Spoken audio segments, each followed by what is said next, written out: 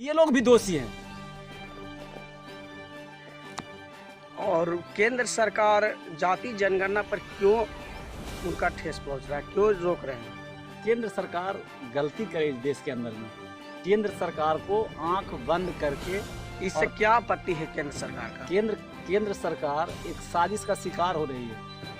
उनके साथ कुछ लोग जो बैठे हुए हैं, जो प्रधानमंत्री को रोकते हैं, इसलिए रोकते हैं कि जब जातिगत जनगणना होगा तो गरीब को अधिकार मिल जाएगा, गरीब अपने अधिकारों को समझेगा और अधिकारों को मांगना शुरू कर देगा।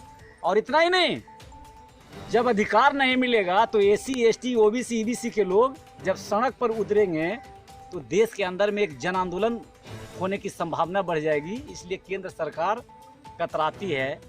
और सबसे बड़ी बात है कि मैं बधाई तो दे दिया माननीय मुख्यमंत्री जी को, लालू जी को, लेकिन एक मेरा सवाल ये है बिहार के जनता के सामने, आवाम से, कि आपका प्रकाशित हो गया ईबीसी 36%, ओबीसी 27%, माइनॉरिटी 19% और एसी एसटी 19% और माइनॉरिटी 17% और सवर्ण 15%।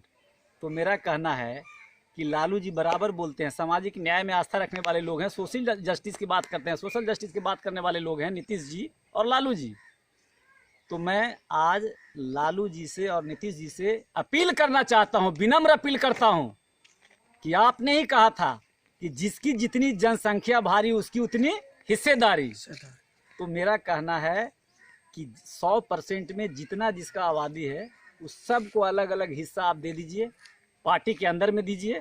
और सारे दल को मैं बोलता हूं, पूरे हिंदुस्तान के सभी दलों को मैं बोलता हूं, सभी दलों से मैं आग्रह करता हूं कि सब आप लोग, बिहार के जातिगत जनगणना प्रकाशित हुआ है, आप लोग पार्टी के अंदर में और सरकार के अंदर में, और पार्टी जब उम्मीदवार बनाता पार्लियामेंट का, असेंबली का, उसमें भी 36% ईबीसी को आप उम्मीदवार बनाइए, सरकार में भी रखिए, मंत्रिमंडल में भी रखिए, 27% ओबीसी को दीजिए, 19% एसी एसटी को दीजिए, 17% माइनॉरिटी को दीजिए और 15% सवर्ण को भी दीजिए। कि आप उनको आंख से जो पर्दा लगा हुआ था ना, उसको आप खोल दिए हैं।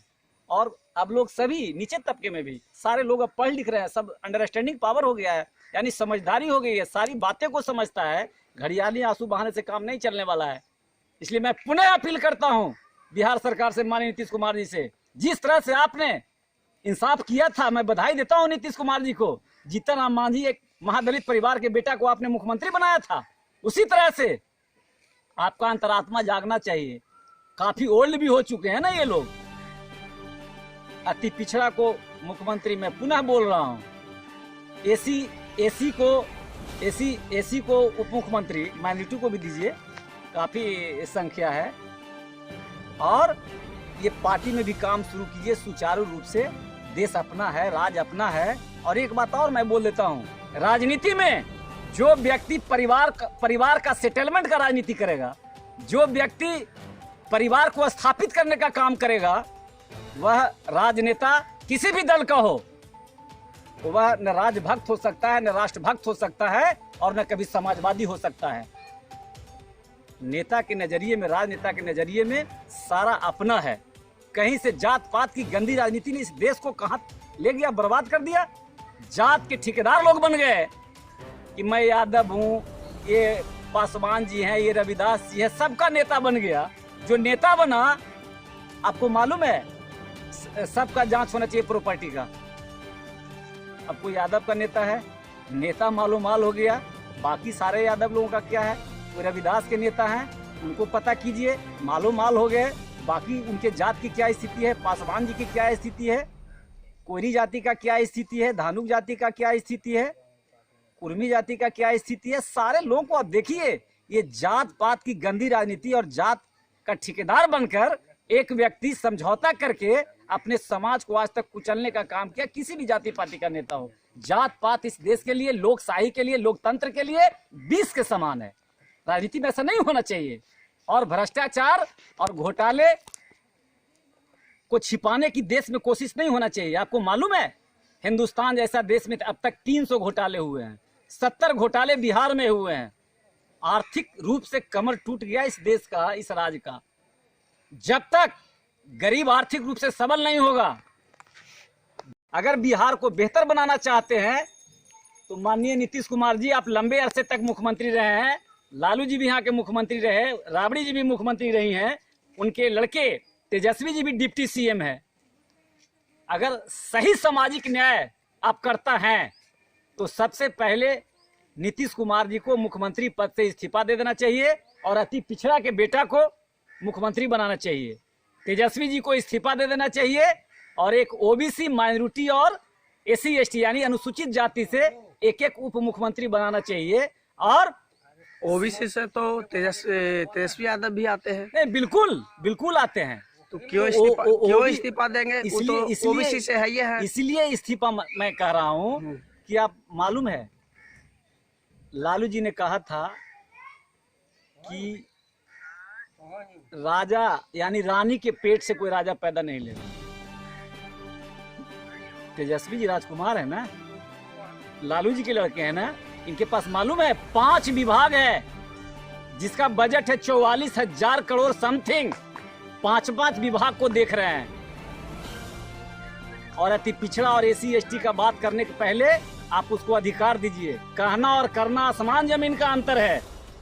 अगर इन लोगों में इंसाफ है, सोशल जस्टिस का बात करते हैं, सामाजिक न्याय का बात करते हैं, तो हम लोग SC ST EBC OBC minority या सवर्ण परिवार भी सब अपना एक परिवार है। बिहार एक बगीचा है और सबको न्याय मिलना चाहिए। मैं साफ साफ कहता हूं कि 36% अति पिछड़ा को दे दीजिए, ओबीसी को दे दीजिए 27%, 19% एससी एसटी को दे दीजिए, 17% माइनॉरिटी को दे दीजिए, 15% उनको दे दीजिए। लेकिन आप लोग 33 साल तक राज किए हैं। आप लोग अपने पद का परित्याग कीजिए और अति पिछड़ा के किसी भी बेटा को, गरीब परिवार को आप बिहार का गद्दी सौंपिए। उप मुख्यमंत्री ये रह चुके हैं तेजस्वी जी, ये आप मंत्री पद चलाएं। उप मुख्यमंत्री का जो पद है अनुसूचित जाति को दे दें और एक माइनॉरिटी को दे दें और सवर्ण को मंत्रिमंडल में शामिल करें। पार्टी के उम्मीदवार में कोटे के हिसाब से, जनसंख्या के अनुपात में ये लोग इंसाफ करें। ये काम शुरू कर देना चाहिए। घड़ियालू आंसू बहाने से काम चलने वाला नहीं है। अब हमारे देश की जनता, बिहार की जनता, इसमें आपको स्वागत है। थैंक्स, धन्यवाद। सन ऑफ मगध प्रहलाद यादव खास बातचीत में जुड़े हुए हैं और जाति जनगणना पर उसने चर्चा में जुड़े हुए हैं। जाति जनगणना बिहार में क्यों कराया गया? देखिए, जाति जनगणना कराना अनिवार्य था। उससे साफ साफ पता चल जाता है कि किस जाति का, किस मजहब का, किस धर्म का कितना आबादी है, जनसंख्या है। और यह हमारी पुरानी मांग थी। मगध जन संघर्ष समिति का मैं संस्थापक हूँ। ये हमारी पुरानी मांग रही है कि जातिगत जनगणना करवाकर इसको सार्वजनिक किया जाए, प्रकाशित किया जाए। ये तो बहुत लेट हो गया, ये होना चाहिए था बहुत पहले।